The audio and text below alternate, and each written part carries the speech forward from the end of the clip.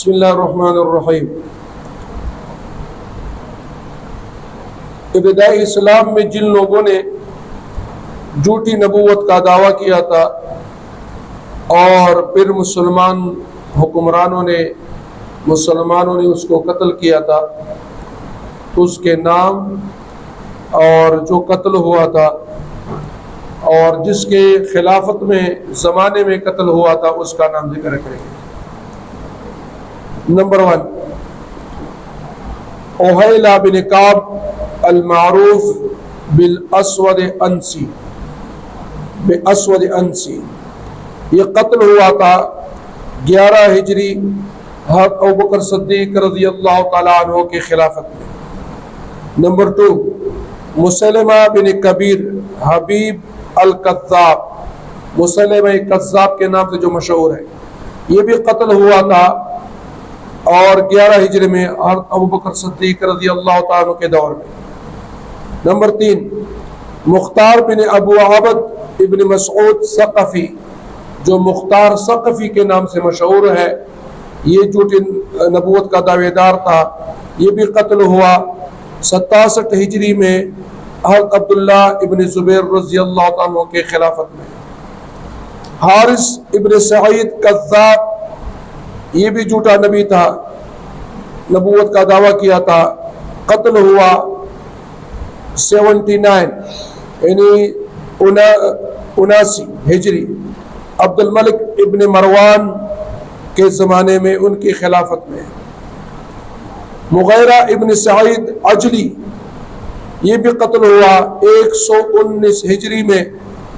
ہشام بن عبد الملک بن مروان یہ خلیفہ تھے۔ نمبر 6،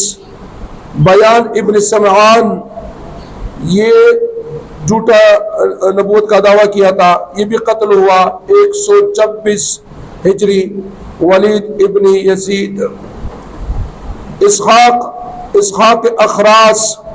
یہ بھی قتل ہوا، اس کا ہجری تاریخ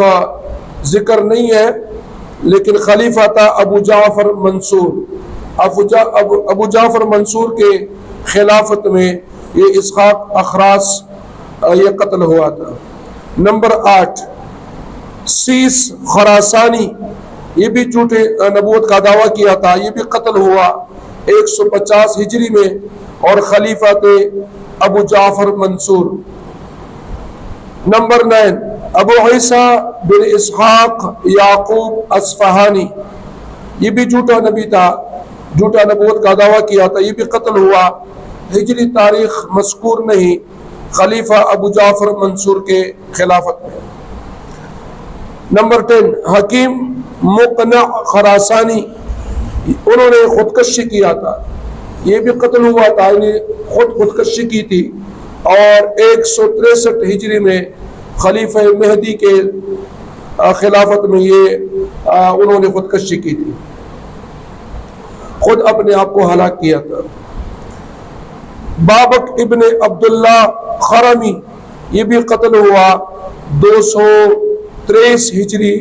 خلیفہ معتصم باللہ کے خلافت میں۔ نمبر 12، علی بن محمد عبد الرحیم، یہ بھی قتل ہوا 270 ہجری میں خلیفہ المعتمد علی اللہ، یہ بھی خلیفہ تھا، اس کے زمانے میں یہ قتل ہوا۔ نمبر 13، ابو سعد حسن بن سیرام، یہ بھی قتل ہوا 301 ہجری میں خلیفہ المعتضد باللہ، یہ بھی قتل ہوا۔ نمبر 14، محمد بن علی شمغانی، یہ بھی قتل ہوا 322 ہجری میں خلیفہ راضی باللہ۔ یہ فہرست تھا جو مسلمان خلفاء کے زمانے میں یہ نام نہاد جھوٹے نبوت کے دعوے دار نمودار ہوئے، اور اس وقت کے خلیفہ نے، مسلمانوں نے اس کو زندہ نہیں چھوڑا اور قتل کر دیا۔ یہ تھی مشہور منکرین ختم نبوت اور مدعیان نبوت، اور جب بھی کسی اسلامی دور میں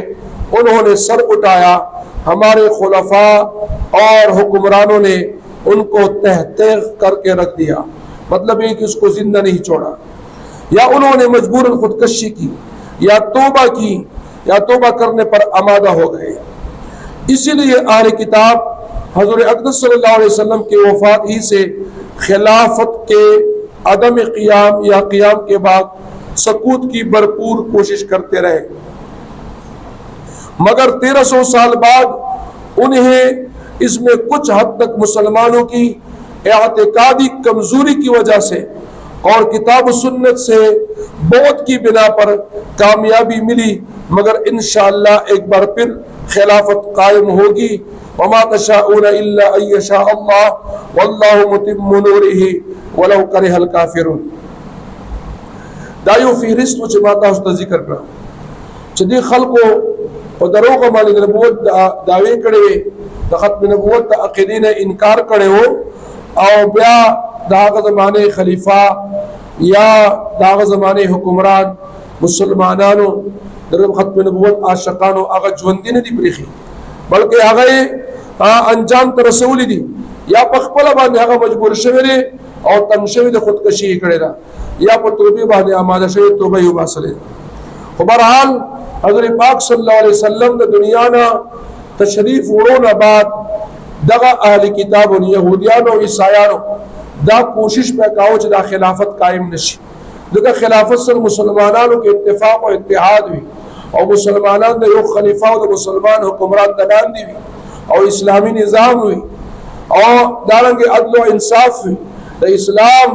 د قرآن او د احادیث مبارکو مطابق فیصلې وي، نو لہذا دوی دا کوشش کړی دی چې خلافت ختم کی، پاگے کہ دوی سرا سب آخر کی کامیاب ہو شن مسلمانانو خلافت ختم کو۔ بہرحال اگر مسلمانانو اعتقادی کمزوری ہو تو انشاءاللہ قرب قیامت نمخ کے مخ کے با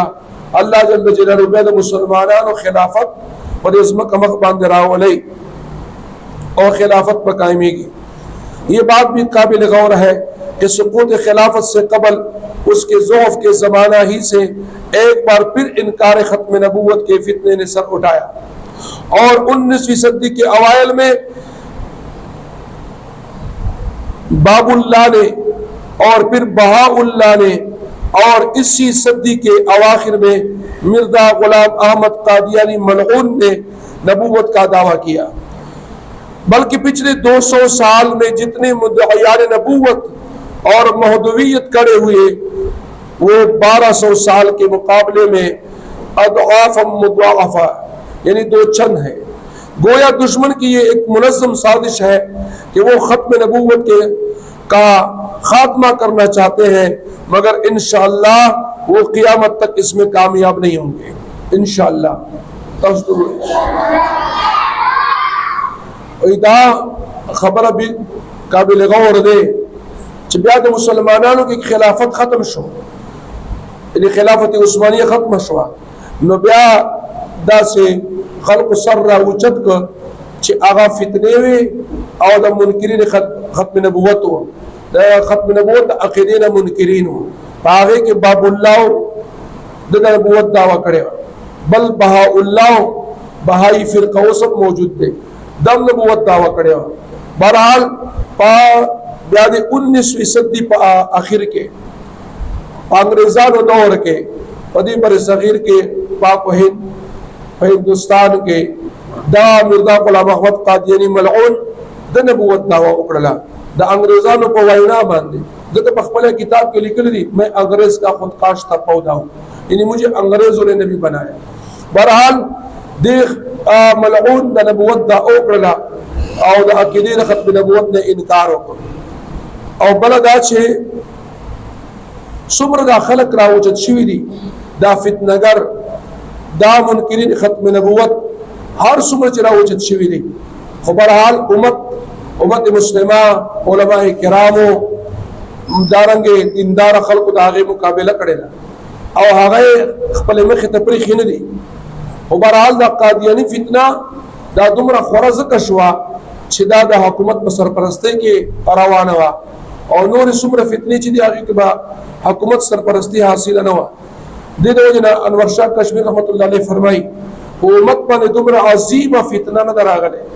څومره چې دا قادیانیت فتنه ده. ولې چې نور فتنو ته د حکومت سرپرستی نه وه حاصله او د دې قادیاني فتنې ته د انګریز حکومت سرپرستی حاصله ده. د دې د وجه نه دا په 1400 کاله کې په امت باندې ډېره خطرناکه فتنه راغله. خو بهرحال د الله جل جلاله فضل و کرم سره د مسلمانانو او د علماء کرامو د هغې په قربانیو سره الله جل جلاله دغه فتنه په 7 ستمبر په 1974 کې د اسمبلی په فلور باندې هغه انجام ته ورسوله او ان شاء الله ورځ تر ورځ قادیانیان کمیږي د مسلمانانو هغه عقیده ختم نبوت دا مضبوطیږي.